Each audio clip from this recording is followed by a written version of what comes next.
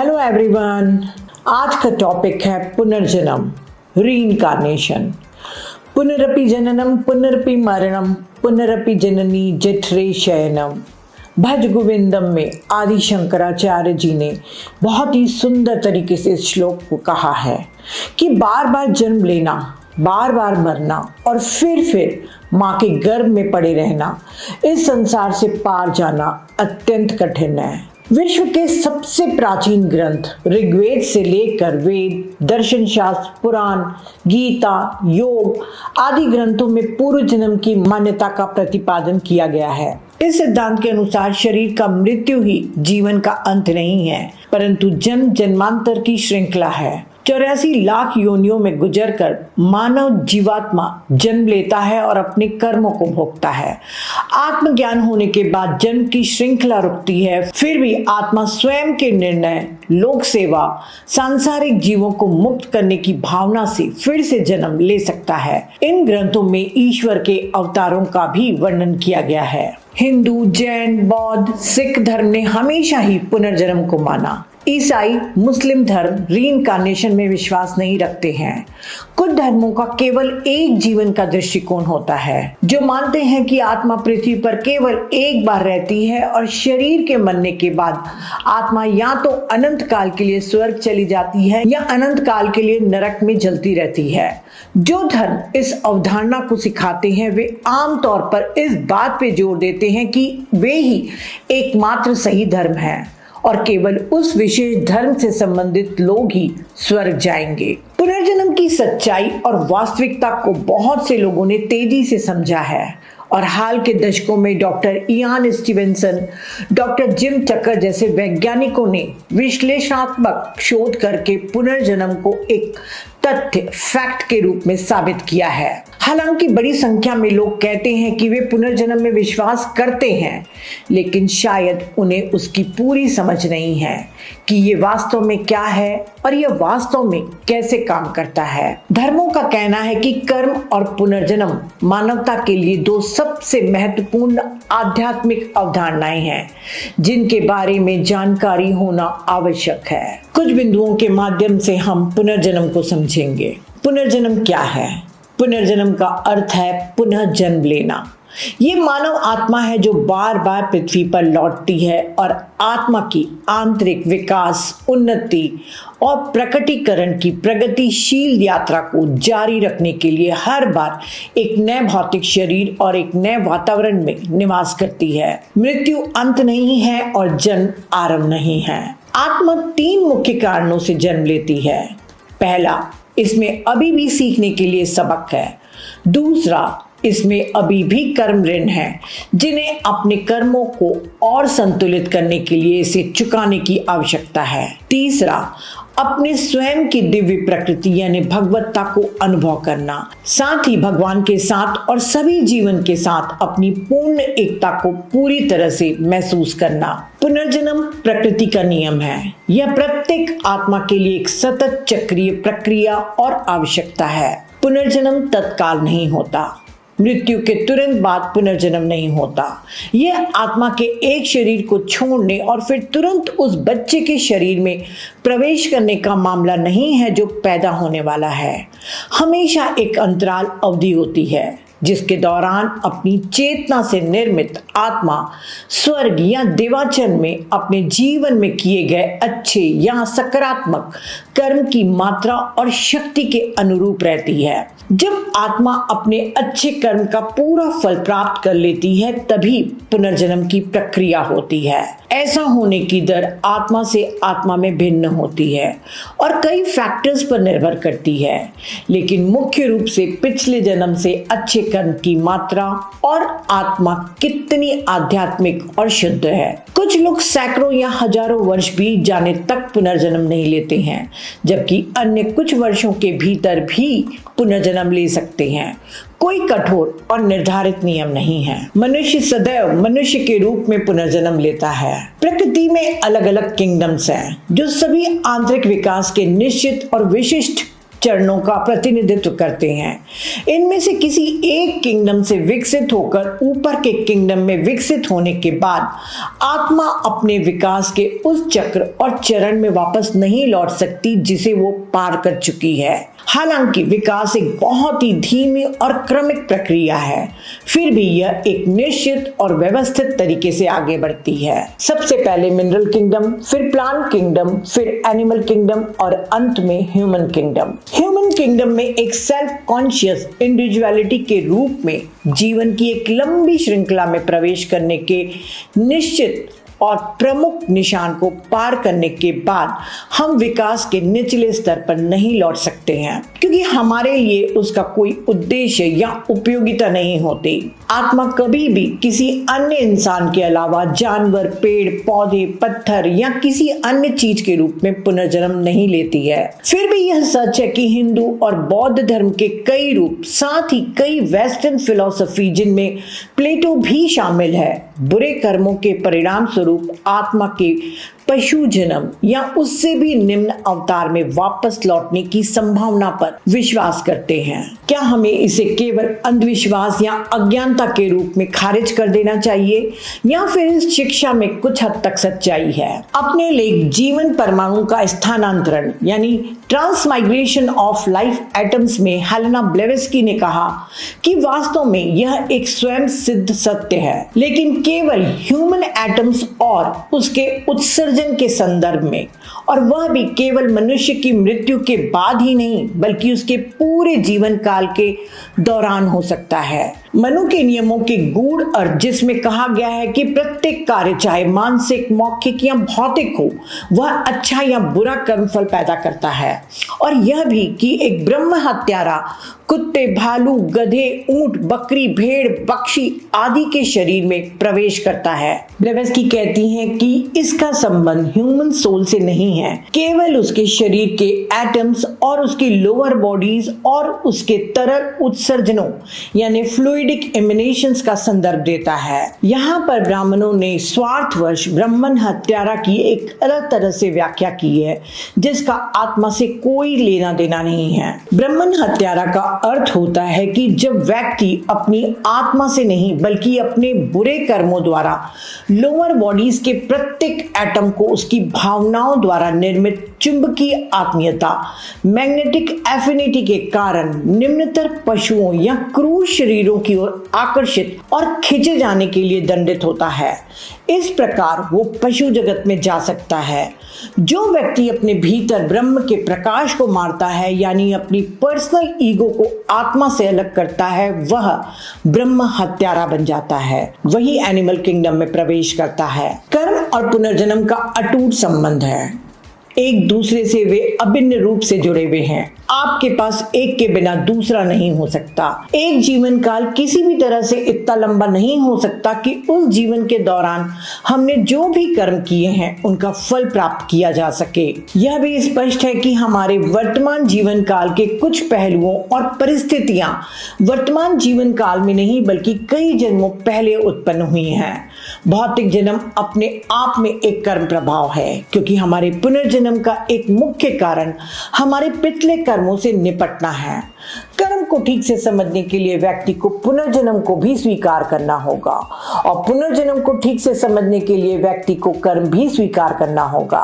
हम जानबूझकर अपने पेरेंट्स का चयन नहीं करते हैं। स्पिरिचुअल रेल्म्स में ये एक लोकप्रिय धारणा है कि पुनर्जन्म से पहले प्रत्येक आत्मा सचेत रूप से अपने नेक्स्ट बर्थ के लिए माता पिता को चुनती है, साथ ही जन्म के साथ सेटिंग और परिस्थितियां आदि जैसे अन्य पहलुओं को भी चुनती हैं। लेकिन तथ्य यह है कि आत्मा न तो सचेत रूप से चुनती है या निर्णय लेती है कि उसके माता पिता कौन होंगे, न ही इनमें किसी अन्य चीज को। फिर भी एक निश्चित अर्थ में यद्यपि सचेत रूप से नहीं, वह चुनती है, क्योंकि उसके माता पिता और उसके जीवन के अन्य पहलू आत्मा के अपने कर्मों द्वारा निर्धारित होते हैं, यानी उन कर्मों के संतुलन का समय आ गया है जहां उसे जन्म लेना है। पास्ट लाइफ की स्मृति, पिछले जन्मों की स्मृति। लोग अक्सर पूछते हैं कि यदि पुनर्जन्म सत्य है तो हम अपने पिछले जन्मों या कम से कम उसके कुछ डिटेल्स को याद क्यों नहीं रखते हैं? बदले में ये सवाल पूछा जा सकता है कि 10 साल पहले इस तारीख को आप क्या कर रहे थे? इसका डिटेल्स आपको याद क्यों नहीं है? हमारे पास प्रत्येक एक नए जीवन काल में एक नया मस्तिष्क होता है, क्योंकि हर जन्म में हमारे पास एक नई फिजिकल बॉडी होती है। यदि किसी व्यक्ति का मस्तिष्क वर्तमान जीवन काल के अपने कई कार्यों, विचारों और अनुभवों को याद करने में सक्षम नहीं है, तो पिछले जन्मों के कार्यों और अनुभवों को याद करने की उम्मीद नहीं कर सकते हैं, जबकि उस समय ब्रेन बिल्कुल अलग था। हमारे पिछले सभी जन्मों की पूर्ण और सटीक स्मृति आत्मा के भीतर संग्रहित है। यह स्पष्ट रूप से हमारे वर्तमान मस्तिष्क में संग्रहित नहीं है। हमारा मस्तिष्क हमारी आत्मा के प्रति कितना ग्रहणशील है यह काफी हद तक आध्यात्मिक चेतना और जागरूकता की डिग्री से निर्धारित होता है जो हमने पिछले जन्मों में हासिल की है। लेकिन हमारे वर्तमान जीवन में भी जैसे जैसे हम अपने जीवन को अधिकाधिक शुद्ध, अच्छा और आध्यात्मिक बनाते हैं, हम अपनी सोल और सोल मेमोरी के प्रति अपने मस्तिष्क की रिसेप्टिविटी में सुधार करने की अधिक पॉसिबिलिटी रखते हैं।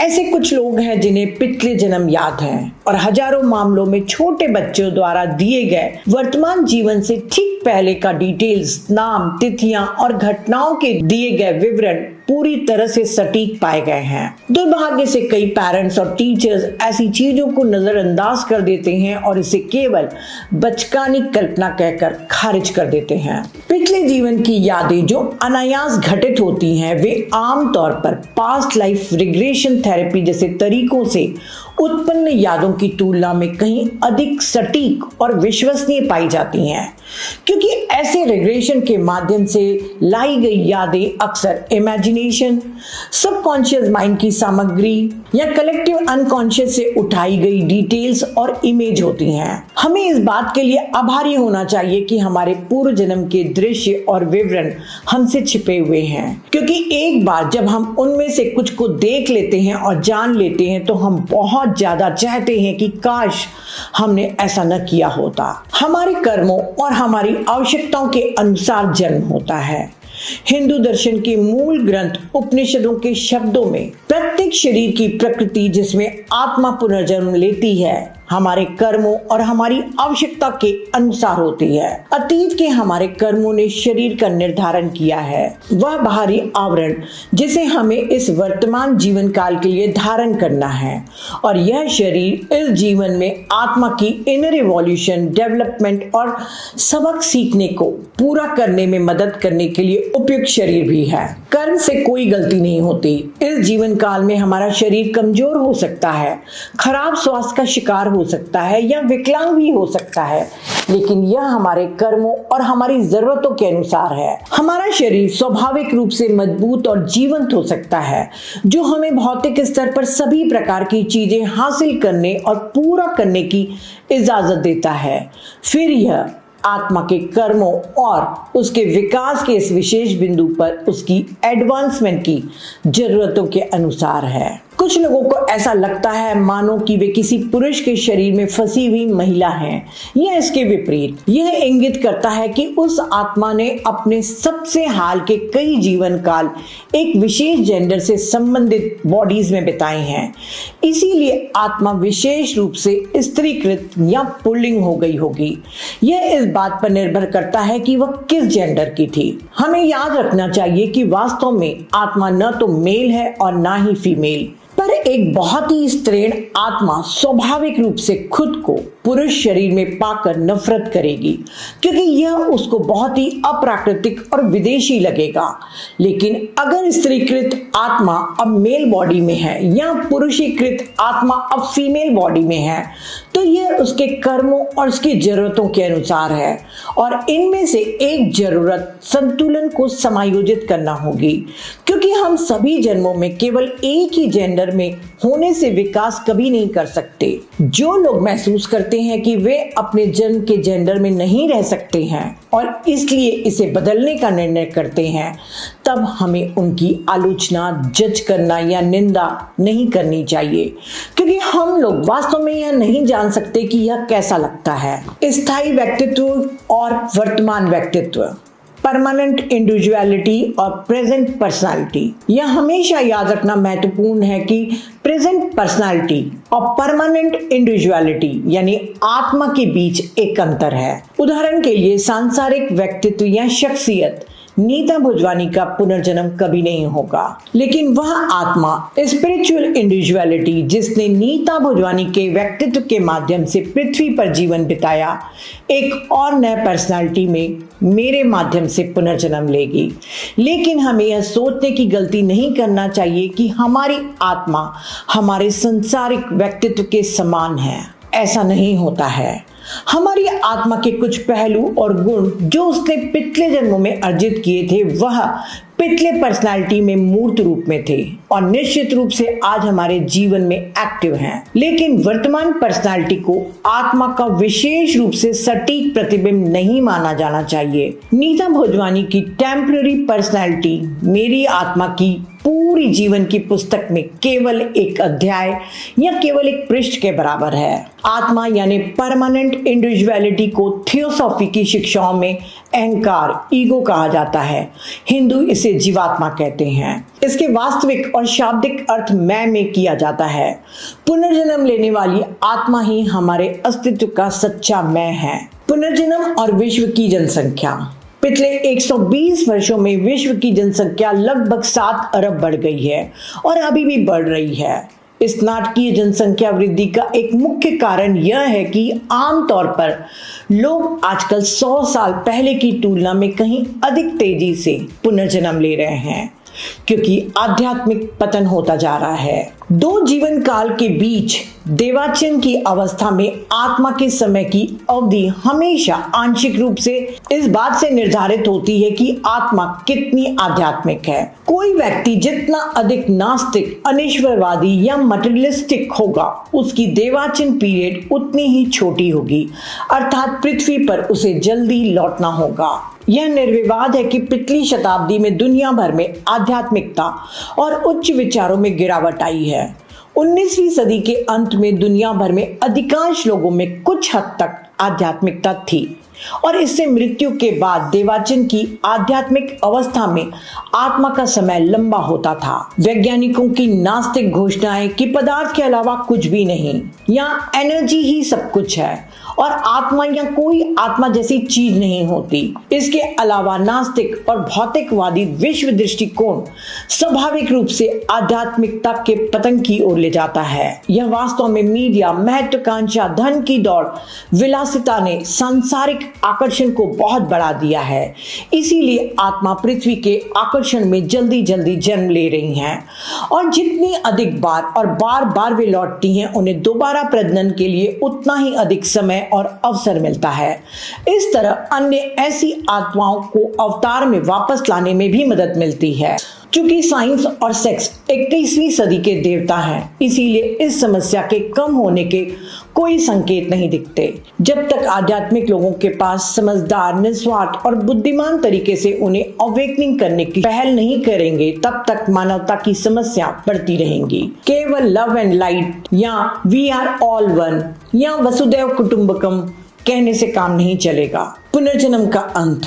जब आत्मा ने खुद को पूर्ण कर लिया, खुद को शुद्ध कर लिया, अपने सभी कर्म खातों का निपटारा कर लिया और सचेत रूप से हायर सेल्फ अपने शुद्ध शाश्वत आत्मा के साथ फिर से जुड़ गई और विलय हो गई, तभी और केवल तभी जन्म, मृत्यु और पुनर्जन्म के चक्र के बारे में कहा जा सकता है कि खत्म हो गया। इस चक्र को हिंदू धर्म और बौद्ध धर्म संसार कहता है, जिसका अर्थ है पीड़ा का समुद्र। जब व्यक्तिगत आत्मा बुद्धत्व को प्राप्त कर लेती है, तो वह निर्वाण के अनंत सागर में प्रवेश कर सकती है। इसका मतलब यह नहीं कि आत्मा का अस्तित्व समाप्त हो जाता है और उसे नष्ट कर दिया जाता है, बल्कि मतलब यह है कि वह एब्सोल्यूट यानी स्रोत में विलीन हो गई है और पुनः अवशोषित हो गई है और वस्तुतः उसके साथ एक हो गई है। देखा जाए तो यह हमेशा से ही एक साथ रही है, लेकिन इसे फिर से जानने के लिए भूलना पड़ता है और फिर जानना पड़ता है। वह जो खुशी खुशी निर्वाण में प्रवेश करता है उसे बौद्ध धर्म में प्रत्येक